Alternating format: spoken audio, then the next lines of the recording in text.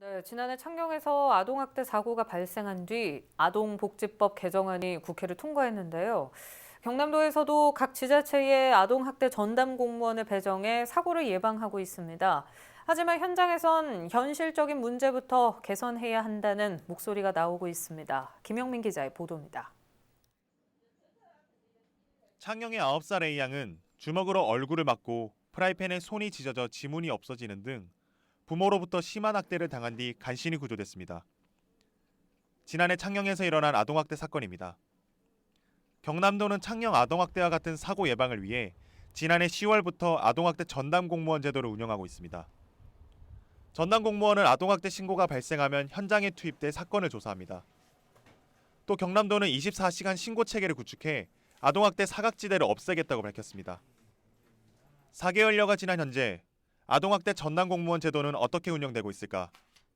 전담 공무원이 아동학대 신고를 받고 현장에 출동했을 때 가해자 부모에게 신변이 노출될 수밖에 없습니다. 신분 노출 후 가해자 부모로부터 협박을 당하기도 하지만 이에 대한 대책은 마련돼 있지 않습니다. 일부 지자체는 한두 명만을 전담 공무원으로 운영하고 있어 24시간 운영도 사실상 불가능합니다. 학교 입학하고 나면은 신고가 들어오는 게 아마 늘어날 것 같거든요. 그렇게 되면 이제 두 명이서 전체를 좀 감당하기에는 좀 애로 좀 힘들 것 같습니다. 또 현실적이지 못한 대응 매뉴얼은 실제 현장에서 큰 도움이 되지 않습니다. 상황이 이렇다 보니 해당 부서는 이미 공무원 사이에서 기피하는 부서가 됐습니다. 전문가들은 현장에서의 어려움을 해소하지 못하면 지자체에서 이뤄지는 아동학대 조사가 부실하게 진행될 가능성이 높다고 지적합니다. 졸속으로 시행이 됐다고 생각을 해요.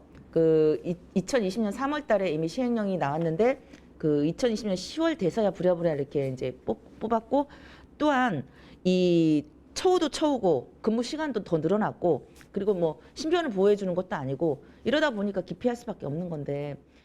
최근 3년간 경남에서 112에 신고된 아동학대 건수는 2018년 514건, 2019년 640건, 2020년 897건으로 해마다 증가하고 있습니다. 경남도는 제도의 문제를 파악하고 보완해 나가겠다는 계획입니다. 전담 공무원들이 업무 부담을 많이 느끼고 있는 것으로 저희도 알고 있습니다. 그래서 일선 현장의 어려움에 대해서 중앙정부에 건의할 것은 적극 건의를 하고, 또 다른 아동학대 피해자가 나오지 않기 위해서는 현실을 반영한 촘촘한 보완책이 필요합니다. 헬로티비 뉴스 김영민입니다.